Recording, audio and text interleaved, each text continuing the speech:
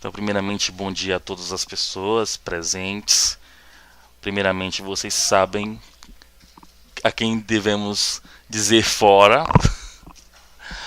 Vou falar um pouco sobre uma proposta de tradução poética numa perspectiva da cultura surda. E como é que acontece esse processo para a língua de sinais brasileira, entendendo as diferenças culturais e que estratégias estão presentes neste processo. A proposta é de que esse texto de cultura inglesa, de uma perspectiva ouvinte, possa ser remodelada a uma nova perspectiva de como o texto fosse produzido pela cultura surda, contendo os artefatos da cultura surda. E é essa a proposta que eu vou apresentar a vocês. Este artigo foi produzido com um colega surdo que se chama Daniel Almeida. Daqui a pouco eu falo sobre ele, né? Eu vou apresentar um pouco do perfil do Daniel Almeida para vocês.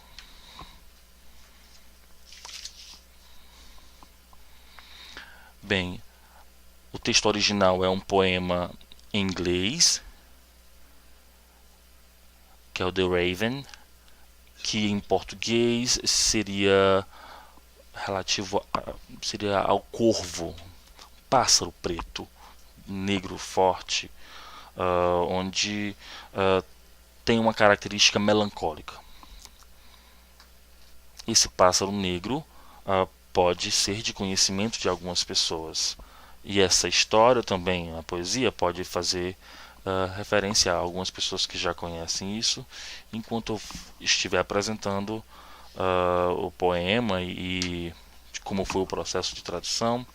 Primeiramente, eu queria dizer que o poema trata-se de uma história melancólica da saudade do autor ao perder a sua amada, Lenore, e ele, ao se sentir sozinho, ele está triste, melancólico, com uma tristeza profunda, em estado de depressão, e ele é visitado abruptamente em uma madrugada pelo corvo em seu gabinete, um gabinete de trabalho. Ele estava sentado no trabalho e este corvo negro adentra o gabinete e ele se sente assombrado, com medo, preto. Eu faço o sinal assim, aqui vocês fazem assim, não é? Tá. Então preto. Quando eu fizer esse sinal também relativo a preto. Então ele, ao ser olhado pelo corvo, ele fica aterrorizado, temeroso. E este poema fala sobre a relação do autor com o pássaro, com a figura do corvo. Mas há detalhes característicos desta poesia, que é uma poesia de renome mundial, onde as frases têm uma característica de rima e aliteração, onde os rimas são feitos com precisão em cada estrofe. Os estrofes são repletos de rima. Vocês podem observar as palavras em azul, elas têm uma rima sonora. E aí, pensando nessa característica sonora, como essas rimas poderiam estar presentes também em língua de sinais. As estratégias foi pensando nessa característica da rima, não é fazer de qualquer forma, mas refletir em uma produção, em uma tradução para Libras, onde as escolhas lexicais sejam construídas de rimas em línguas de sinais. E esse foi o ponto principal do trabalho. Eu sou o Fernando e este trabalho foi produzido por mim e pelo Daniel Almeida, que infelizmente não pode estar presente.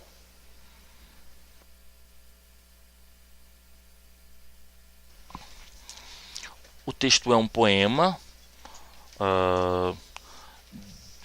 que foi escrito originalmente em língua inglesa, já foi traduzido para as várias línguas, foi traduzido para várias línguas em diversos continentes do mundo. E este texto já foi traduzido por Machado de Assis e pelo Fernando, né? Outro Fernando, mas o Fernando Pessoa. Já traduziram para o The Raven para o português.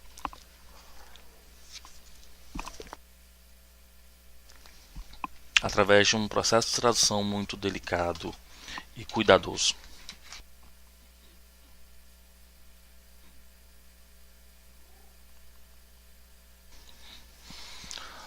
Um dos pontos de partida foi falar um pouco sobre a tradução cultural de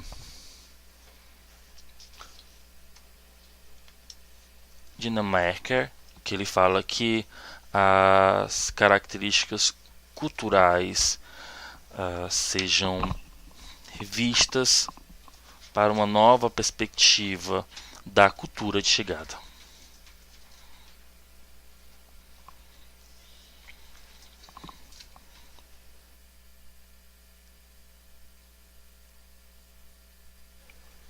Vou falar um pouco dos procedimentos adotados durante a tradução. Este é um produto de uma atividade de uma disciplina do curso de pós-graduação do programa de estudos da tradução da UFC, que tem sinal é o POET,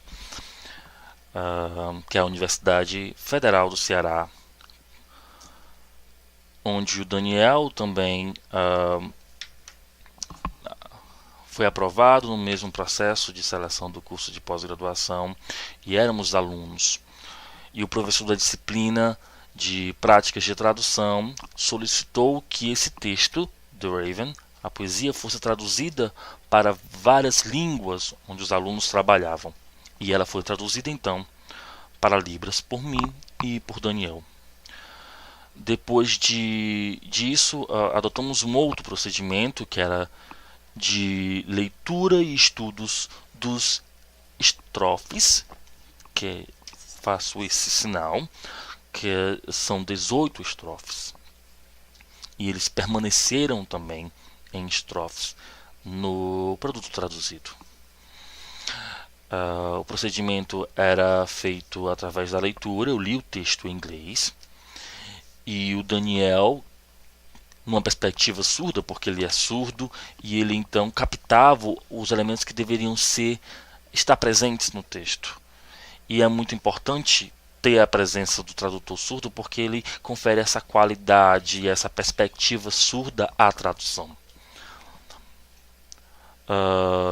E voltando um pouco da história do poema, o enredo trata da saudade que o autor tem da sua amada Lenore, e um dos processos foi batizar a Lenore com um sinal. Então, nesses estrofes, sempre no final, era procurado uma rima onde o som se aproximasse à pronúncia do nome de Lenore.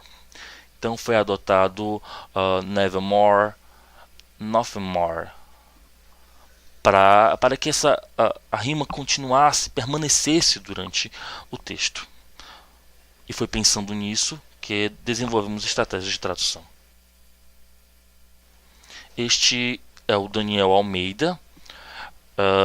Ele é formado em engenharia civil, é surdo, formado em engenharia civil e também em letras libras, e estuda comigo no programa de pós-graduação da UFC do POET.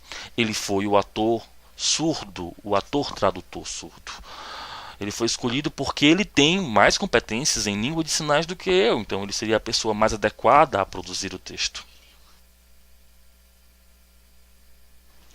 Ele tem uma pronúncia natural, ele é um ator natural. Os estrofes foram divididos, permaneceram os 18 e eles têm em média 34 segundos. As estratégias utilizadas para a apresentação,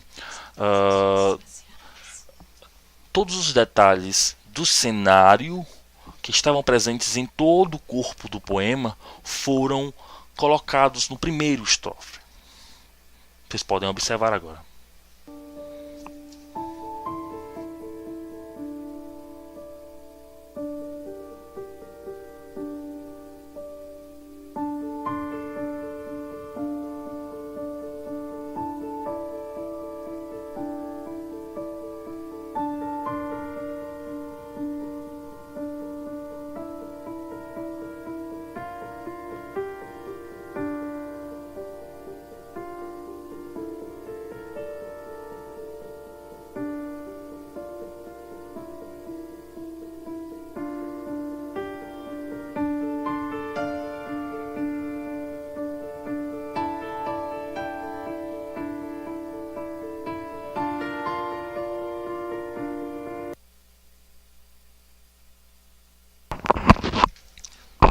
Vocês observaram que no primeiro estrofe de apresentação há a descrição dos cenários, onde ele construção de um cenário através de classificadores da língua de sinais de forma muito clara. Então, primeiramente precisávamos fazer o recorte por estrofe e nos primeiros estrofes construímos o rima Nevermore, Lenore, com a produção desse sinal em configuração de mão em zero. Na segunda estrofe, na segunda parte das estrofes, o corvo aparece no cenário e ele não poderia fazer essa configuração de mão em O. Então, pensando na produção desse animal, pensamos em uma configuração de mão diferente. Foi feito através da configuração em B em forma de X. E uma das características é que o autor surdo, para não fazer o nome da amada através da datilologia, foi lançado mão de outras estratégias onde não fosse utilizada a datilologia, porque consideramos a datilologia léxico, empréstimo linguístico, não pertencente à língua de sinais.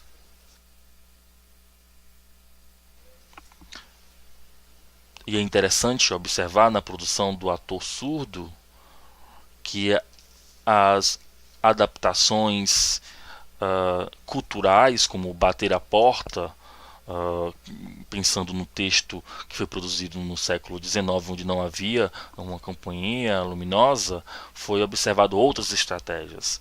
Então foi pensado num movimento que era observado pelo autor como se estivesse no vitral, como se estivesse por detrás do vidro. E aqui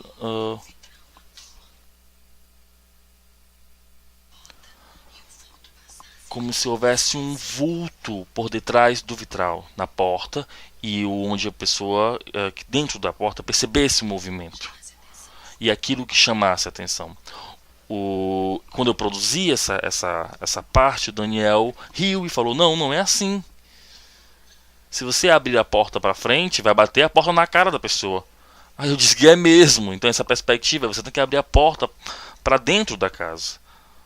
E eu digo, você tem razão, Daniel, é desta forma. E ele que teve essa percepção, porque ele pensou em uma construção visual, que nós ouvintes não atentamos a isso, nos atentamos. Observem.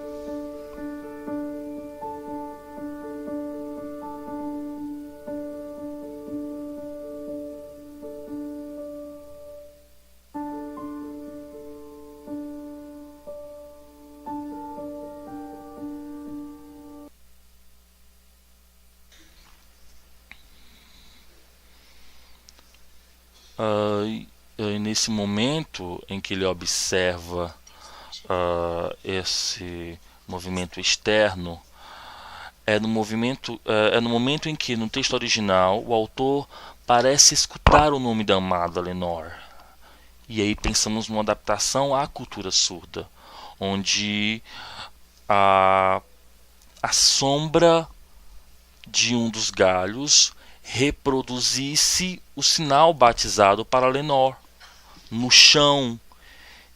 Vamos apresentar agora.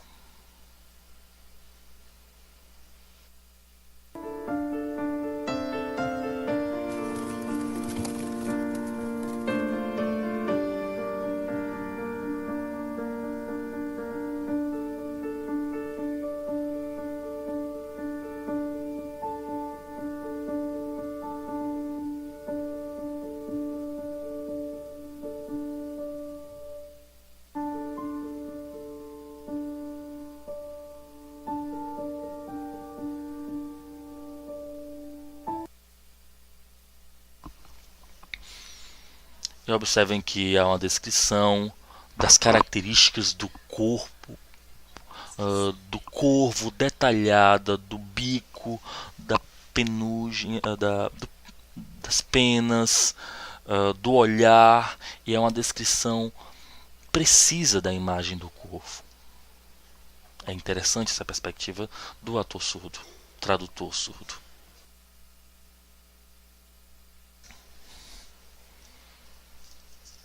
E além do autor ser transmutado, o corvo também é surdo.